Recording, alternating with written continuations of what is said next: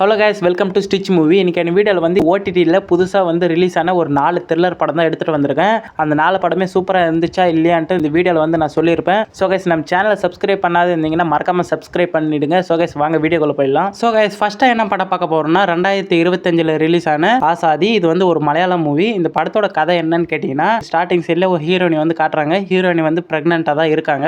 ப்ரெக்னெண்ட்டாக இருக்கவே போலீஸில் எல்லாரும் வந்து ஹீரோயினி வந்து அரெஸ்ட் பண்ணிட்டு போகிறாங்க. எதுக்கு அரெஸ்ட் பண்ணிட்டு போகிறாங்கன்னா, ஹீரோயினி வந்து ஒரு பெரிய கட்சி தலைவரோட பையனை வந்து கொலை பண்ணிட்டாங்க அப்படின்னு சொல்லிட்டு போலீஸார்லாம் வந்து ஹீரோயினி வந்து கைது பண்ணி இட்டுன்னு போயிட்டாங்க. அது மட்டும் இல்லாமல் அடுத்த சீன் வந்து ஹீரோயினுடைய ஹஸ்பண்ட், அது மட்டும் இல்லாமல் அவங்க அப்பா, அதாவது ஹீரோ வந்து அவங்களுடைய ஒய்ஃப் எப்படியாவது ஜெயில் விட்டு வெளியே எடுத்துட்டு வரணும்ட்டு ஹீரோ வந்து ஒரு பிளான் பண்றாரு. அதுவும் எந்த மாதிரி பிளான்னா, அதாவது நம்ம ஹீரோயினி வந்து பிரெக்னெண்டா இருக்காங்க, எப்படியா இருந்தாலும் டெலிவரிக்கு ஹாஸ்பிட்டலுக்கு தான் இட்டுன்னு வரணும். அது வர வெயில வந்து ஹீரோயினி வந்து நம்ம வந்து சேஃப் பண்ணி இட்டுன்னு போயிடலான்ட்டு ஒரு பிளான் பண்றாங்க. இன்னொரு பக்கம் என்னன்னா, கொலை பண்ண சைடில் வந்து ஹீரோவை வந்து போட்டு தள்ளுறதுக்கு இன்னொரு பக்கம் வெயிட்டிங்ல இருக்காங்க. இதெல்லாம் ஒரு பக்கம் நடந்துட்டு இருக்குவே, கடைசியா வந்து நம்ம ஹீரோ வந்து ஹீரோயினி வந்து ஜெயில இருந்து வெளியே வர வச்சாரா இல்லையான்ட்டு தான் இந்த படத்தோட மீதி கதை. ஸோ கைஸ், இந்த படத்தோட பாசிட்டிவ் என்னன்னு கேட்டிங்கன்னா, நம்ம ஹீரோ வந்து மஞ்சுமல் பாய்ஸ்ல வந்து ஒரு குகையில் மாட்டிப்பாரு இல்லை, அவர் தான் இந்த படத்தோட ஹீரோவா நடிச்சிருக்காரு. அவரோட ஆக்டிங் இந்த படத்துல வந்து சூப்பரா இருந்துச்சு. அது மட்டும் இல்லாம இந்த படத்துல வந்து ஸ்டார்டிங் சீன்ல இருந்து கிளைமேக்ஸ் ஸ்டோரி வரையும் சூப்பரா இருந்துச்சு. என்கேஜிங்கா இருந்துச்சு இந்த படத்தோட ஸ்டோரி. இந்த படத்தை பார்க்கணும்னு நினைச்சீங்கன்னா சன் நெக்ஸ்ட்ல தமிழ் டப்பிங்ல இருக்குது. இதோட IMDb ரேட்டிங் என்னன்னு பார்த்தீங்கன்னா 10க்கு 7.5 கொடுத்துருக்காங்க. ஸோ கைஸ், இந்த படம் வந்து சூப்பராக இருந்துச்சு, மறக்காம பார்த்துருங்க. அடுத்து ரெண்டாவதாக என்ன படம் பார்க்க போறோம்னா, ஹிந்தியில் ரிலீஸ் ஆன ரைட் 2. இது வந்து 2025 தான் ரிலீஸ் ஆச்சு. அதாவது இது வந்து செகண்ட் பார்ட். அதாவது ஃபர்ஸ்ட் பார்ட் வந்து இருக்குது. அதோட ஸ்டோரி என்னன்னு கேட்டிங்கன்னா, அதாவது 1980 ஒரு இந்தியாவில் ஒரு லாங்கஸ்ட் ரைடாக வந்து மையமாக வச்சு அந்த படம் வந்து எடுத்திருந்தாங்க. வந்து சூப்பர் ஹிட் ஆச்சு அந்த படம். இப்போ வந்து அதோட செகண்ட் பார்ட் வந்திருக்குது. இந்த படத்தோட கதை என்னன்னு கேட்டிங்கன்னா, நம்ம ஹீரோ வந்து ஒரு IRS ஆஃபீஸராக இருக்காரு. இருக்கும்போது என்ன ஆகுதுன்னா, ஒரு ராஜஸ்தான்ல ஒரு மிகப்பெரிய செல்வாக்கு வாய்ந்த ஒரு பணக்கார வீட்டில் வந்து நம்ம ஹீரோ வந்து ரைடு போறாரு. ரைடு போயிட்டு அங்க உள்ள இல்லீகல் ப்ராப்பர்ட்டியும் கள்ள பணத்தையும் வந்து சீஸ் பண்ணி நம்ம ஹீரோ வந்து எடுத்துட்டு வராரு. அந்த பண வீட்டுல இருந்து அந்த அடியாளங்கள்லாம் நம்ம ஹீரோ வீட்டுக்கு வந்து எவ்வளவு பணம் கொடுக்குறோம், லஞ்சம் கொடுக்குறோம் அப்படின்ட்டு வந்து அந்த அடியாளங்கள்லாம் சொல்றாங்க. அதை வந்து நம்ம ஹீரோ வந்து மறுத்துறாரு. ஹீரோவை எதிர்பார்க்காத அளவுக்கு படத்துல வந்து நிறைய சம்பவங்கள்லாம் காட்டியிருப்பாங்க.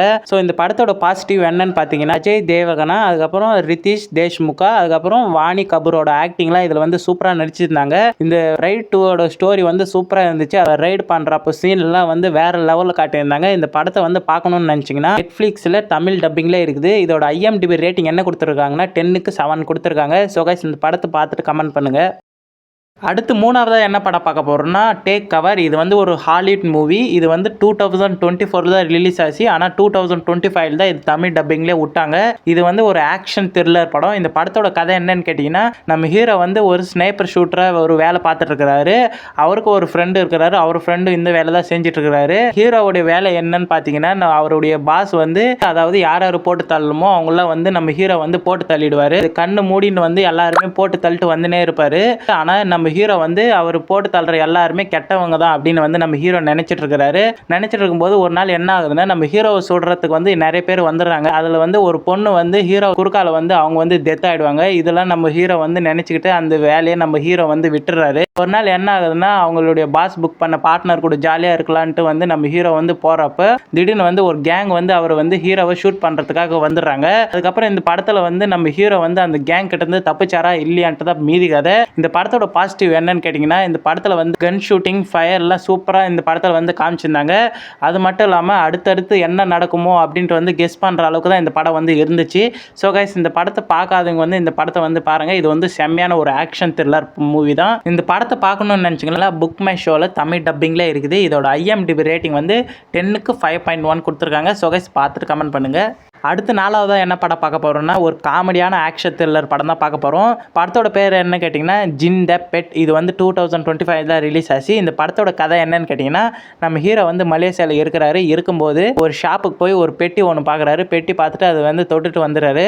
தொட்டு வந்த அன்னைக்கு வந்து அவருக்கு வந்து ஒரு நல்ல நாளாகவே அவருக்கு வந்து இருந்துச்சு. இது நினச்சி ஹீரோ வந்து அந்த பெட்டி வந்து வாங்கி ஆகணுன்ட்டு சொல்லிட்டு மறுநாள் அந்த ஷாப்புக்கு வந்து போகிறாரு. போயிட்டு வந்து அந்த கடைக்காரர்கிட்ட கேட்குறப்ப அந்த கடைக்காரர் வந்து இதில் வந்து இந்த பெட்டியில் வந்து ஒரு நல்ல ஜின் வந்து இருக்குது. இருக்குது. இதை வந்து நம்ம சொல்றது கேட்கும். அதுக்கப்புறம் நம்ம நினைச்சது ஜின் வந்து நிறைவேற்றும் அப்படின்னு வந்து அந்த கடைக்காரர் வந்து சொல்றாரு. இது கேட்டு நம்ம ஹீரோ வந்து குஷி ஆயிட்டு அந்த பெட்டி வந்து நம்ம ஹீரோ வந்து வாங்கிட்டு சென்னைக்கே வந்துடுறாரு. கடைசியா அந்த வீட்டுக்கு வந்து அந்த பெட்டி எடுத்துட்டு வந்த உடனே கடைசியா அந்த ஜின்னு வந்து அவங்க வீட்டில் இருக்கிற ஃபேமிலிக்கு வந்து என்னென்ன பிரச்சனை தான் கொடுத்துச்சு அப்படின்றத இந்த படத்தோட மீதி கதை. ஸோ கைஸ் இந்த படத்தோட ப்ளஸ் என்னன்னு கேட்டிங்கன்னா ஸ்டார்டிங் சீன்லேருந்து ஒரு 5 மினிட்ஸ் இந்த படத்தில் வந்து ரொம்ப ஹாரராக காட்டியிருந்தாங்க. அது வந்து சூப்பராக இருந்துச்சு. அது மட்டும் இல்லாமல் நம்ம சரவணனோட காமெடி வந்து டைமிங் காமெடிங்கெலாம் சூப்பராக இருந்துச்சு. அந்த காலத்து புராண கதை அந்த ராஜாங்க கதை வந்து சூப்பராக வந்து சொல்லியிருந்தாங்க. ஸோ கைஸ் இந்த படத்தை பார்க்கணும்னு நினச்சிங்கன்னா சன் நெக்ஸ்ட்டில் தமிழ் டப்பிங்கில் இருக்குது. ஸோ கைஸ் இந்த படத்தோட IMDb ரேட்டிங் என்ன கேட்டிங்கன்னா 10க்கு 7.8 கொடுத்துருக்காங்க. ஸோ கைஸ் இந்த படத்தை பார்த்துட்டு கமெண்ட் பண்ணுங்கள். ஸோ கைஸ் இந்த வீடியோட முடிச்சுக்கிறேன். அடுத்த வீடியோவில் எந்த மாதிரி படம் எடுத்துகிட்டு வரட்டும்னு கமெண்ட் பண்ணுங்கள். So guys bye bye take.